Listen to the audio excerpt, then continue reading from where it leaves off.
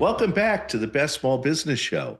I'm Rich, and here with my host, BJ Flagg. And today we're diving into a really, really cool topic, quiet branding. That sounds I love quiet, it. quiet branding. What? How your company can speak softly and still win big by leveraging subtlety, humility, and authenticity to build an unshakable brand trust. So we're Yeah, speaking all about branding, which is BJ's middle name. So exactly. But I have crafted with Rich very well his Rich G brand. So it's all good. The world is screaming for attention. Sometimes the softest voice cuts through all of that noise. Rich, this is a good day for a podcast. yeah, I know. So small businesses don't really need to shout to stand out. I remember for years I tried to shout all the time, and I realized that's working against me. A Yeah. quiet, authentic approach, and the word authentic is so key here, can create deeper connections with customers. So let's unpack why quiet branding is so powerful and how small businesses can take advantage of this to build trust and loyalty. Rich, kick us off. Well, yeah, let's just dive a little deeper in why quiet branding matters. Okay. So, BJ, why is this understated approach such a game changer for small businesses? Well, in the market, customers are bombarded with loud, flashy marketing. They're skeptical and they tune out. And when you see subtle, authentic branding, you can see it's like a breath of fresh air. It's the best type of thing. Yeah, like attorney billboards on 95. That's you see all that all the time. Well, exactly. People crave genuineness. If your brand feels overhyped, they'll sense it. Oh yeah. It'll be like the Sham Wow commercial, and they're going to walk away. Crazy Eddie, not Yeah. good, right? But really, quiet branding builds trust by focusing on real value. Think the Row or Chanel, that type of thing. They have real value. These aren't empty promises. It's about showing, not telling. It's a very different approach. Yeah, and what's great about quiet branding is it's sustainable. Loud marketing burns out really, really fast. People get tired of it, but humility and authenticity create lasting loyalty. Yeah. And small businesses can stand out and be relatable and human, not by just being the loudest in the room, but being the most authentic. Yeah, and you come off more professional, I think. You Oh, come yeah. off like you're an authority in your industry. You're so much better. It's like, I don't need to yell and scream. I don't need Oh, to yeah. have big fonts and all that stuff. So the bottom line is quiet branding fosters trust, loyalty, and long-term growth. So let's kick it Yeah. up into our first action item. Be authentically you. You're going to hear us say that word authentically a lot in this podcast because it's so true. Authenticity is huge nowadays. So the first step, lean into your authentic story. Hey, BJ, why does authenticity matter so much? Well, think about it. Customers really want to connect with real stories. They don't want polished facades and fake things going on. Share your why, your struggles, your mission. I think that is just such a hook, such a valuable thing to do. Yeah, when I was a kid, I always thought the word facades was fakeades. So Okay. I say it wrong all the All time. righty. So he almost did it again. So let's give you an example. Okay, Patagonia. I have Patagonia. Patagonia shares its journey of environmental activism from the founder, Yvon Chouinard. That's even harder than fake AIDS. Climbing roots to sustainable practices because he was a climber and he invented these clothes Yeah. and he morphed into sustainable practices in making the clothes. So his message is raw, it's relatable, and it builds trust. Yeah. And there's not multiple messages Yeah. with Patagonia. You just are part of you're part of the family when you buy a Patagonia thing. And you'll end up having it for 25 years, so be on the alert there. As yes, Rich. Yeah, and it's funny is like I have a Patagonia jacket, and on the front of the tag it has Patagonia and has the size Oh, and everything, and on the back it has vote the a-holes out, okay? no way. and What an and I couldn't stop laughing. I was just like that appeals to almost everybody, and Oh it my was gosh. like that adds that quiet authenticity that Patagonia has. And here's the crazy thing. I used to comment on my son's Patagonia's pullover fleece, right? Oh, I love that fleece. That fleece is fantastic. So forward 15 years, I open up my Christmas present and there's the Patagonia fleece. And I gotta tell you, I was so excited, so excited.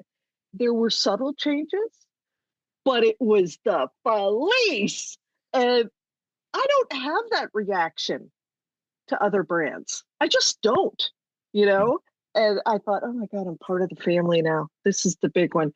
But a lot of brands think, oh gosh, I'm going to be just like a big brand. You know, don't do that. Don't exaggerate yourself or mimic a big brand. You actually, as a small business, have a unique voice, and that's the voice that you need to share with everyone. And if you do, you're going to be very comfortable in yourself and being able to promote that brand. Yeah, we're going to take it one step further with this is also try to be transparent. Okay. If you screw up, admit the flaw. Say right out, we're Mm. really sorry we did this. Share behind the scenes moments. Let people know about how your business works. And sometimes when you drop the ball, it builds trust with your customers and clients instantly. Yeah, and I really feel that that's when family matters. They'll pitch in. They immediately go, "Oh no, that was just a thing that happened, and we're totally behind the brand." It's amazing how you can lean back in to your brand and the brand trust. So, action number 2 is under promise and over deliver. We're going to focus on a lot of different things in this section. Rich, what's your take on this? Well, nothing builds trust faster than exceeding expectations. And this is a huge line I use with coaching is to constantly under promise and over deliver. It satisfies and makes your boss love you, it makes your customers love you. Everybody loves you because 9 times out of 10, we tend to over promise and then we get Yeah. caught under delivering. And Oh, you want yeah. to do the exact opposite. So promise what you can deliver, then go beyond that. Yeah. So, I'm going to give you an example. I'm crazy about Zappos, right? Forget the fact that I can get pretty much anything that I want shoe wise there. They promise that it's going to be there in 5 and 7 days. So I kind of psych myself, get ready, right? And it shows up usually in 2 to 3 days. And it totally delights me. I am like literally so loyal to them because they have now over delivered. And they have an incredible exchange policy, all of their things. They are an amazing, comparison of this type of thing. Yeah, it's interesting. It's even like Amazon, where sometimes I'll order something. I did. I ordered something the other day, underwear and socks. Oh, really Oh, you're so expensive, fancy. really fancy things. But what was interesting about it was I ordered it at like 1 o'clock in the afternoon, And Yes. at 5 o'clock in the morning the next day, somebody was at my door dropping something off. So it wasn't No even 24 way. hours. Oh my gosh. Yeah. And you don't, you really, you say to yourself, that is a company that is drilling all the way down to you, that individual customer. How fantastic is that? Yeah. So avoid flashy claims that sound too good to be true. Please stay humble and then wow them with your results. Okay. Don't Yeah. over promise. Okay. I Under promise. yeah, I really feel that this is what turns one-time buyers into loyal fans who just totally want to spread your word. Customers breathe easy because they get it at a glance. It's just a fantastic thing that you can do. So before we go into action three, let me fill you in on Rich G, my co-host. Small business owners out there, I want you to be alert. Want guidance with refreshing straight talk? Rich's coaching cuts the fluff and amps your growth. Clarity, strategy, accountability, all tailored to you. Visit richg.com and feel the power of subtle but unstoppable progress. Oh, thank you, BJ. Now, Hey, I hope you liked it. I got to do one for you too. Oh, thank Okay. you. Okay, yeah, So, thank you. anybody out there, if you need branding that speaks softly yet sells loudly, BJ at New Renew curates websites and campaigns that earn trust without any of that wacky theatrics. Ready for authenticity that converts? Head to newrenew.com and make quiet your superpower. Ooh, I think that should be your new Ooh, headline. Make that's it. quiet That's your new. superpower. Come on, I'm loving it. I love that. Rich, take us into action number three. Yeah, action three is use subtle yet consistent messaging. This is huge. Mm. And BJ, you've beat it into me. I think I have a tattoo somewhere on consistent messaging. Okay. Yes, yes. Being consistent and understating messaging, it just reinforces your brand without overwhelming your audience. Think about, um, frequency wins. That's what they always say in advertising. Frequency wins, but it's more than that. It's being consistent with your messaging. So Yeah. not fire hose, not fire hose, but just very measured, consistent things. Something somebody can rely on is really all about it. Do you have a good example of what I'm talking about? Well, let's talk about one of our favorite places to shop, Trader Joe's. Uh, Yes. Trader Joe's uses simple yet quirky kind of packaging and handwritten store signs to convey friendliness and approachability across every touch point.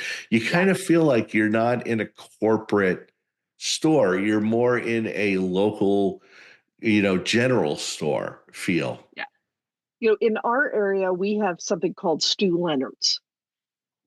And Stu Leonard's is so loud. Like when you walk in there, it's like a sensory overload. Yeah. You're really playing a game, like you are the little Pac-Man going through the little sections and stuff like that.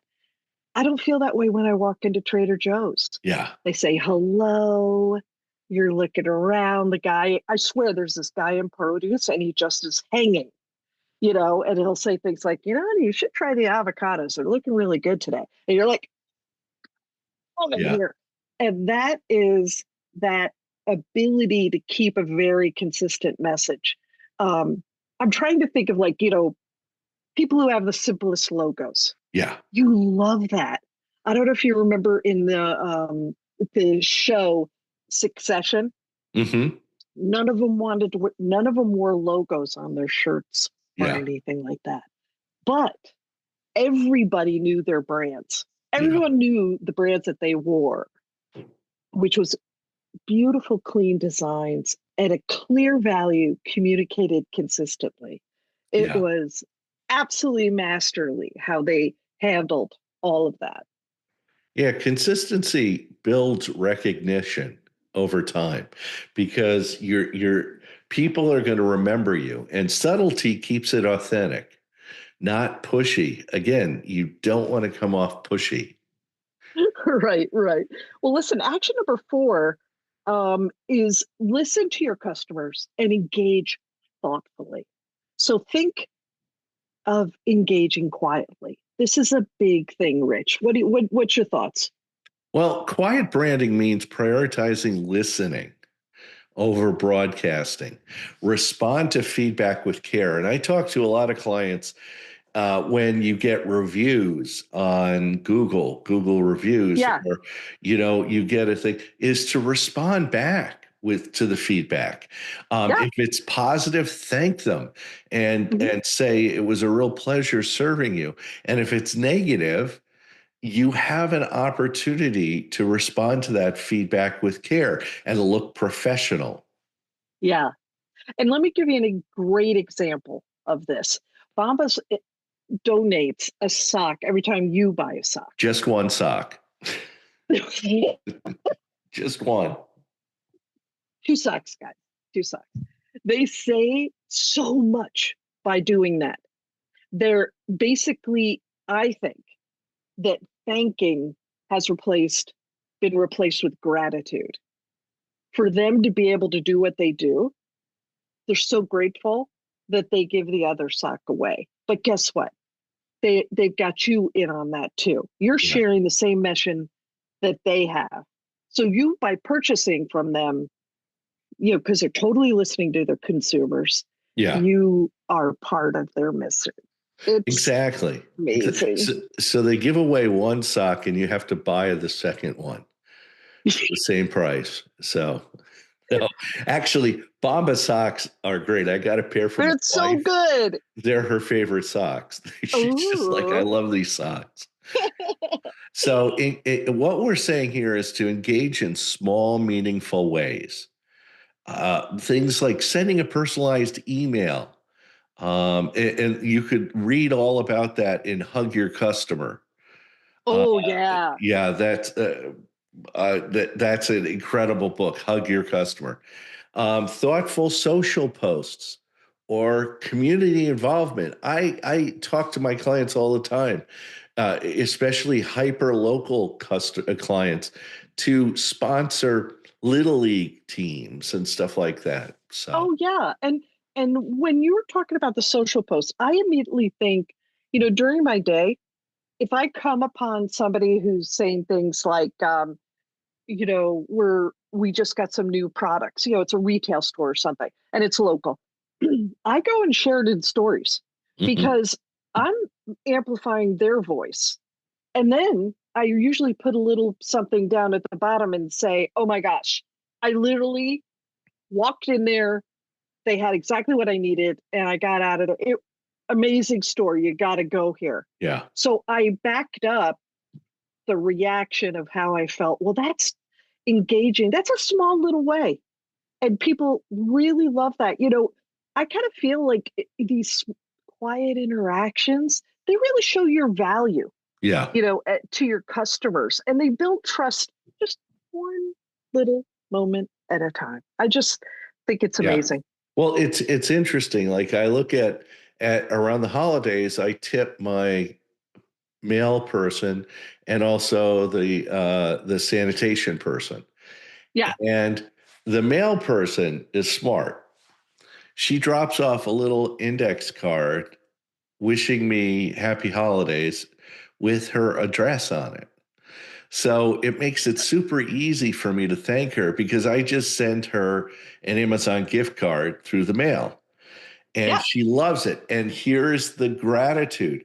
She then sends me a thank you note, handwritten thank you note Right. for the Amazon gift card. Now, my sanitation driver who picks up my garbage, um, he doesn't do anything like that, and I have to tape the money to the garbage can, and then he gets out, and I'll be honest, I watch him, Yeah. and he, it's like a imposition for him to get out of the truck Yeah. and go get the money.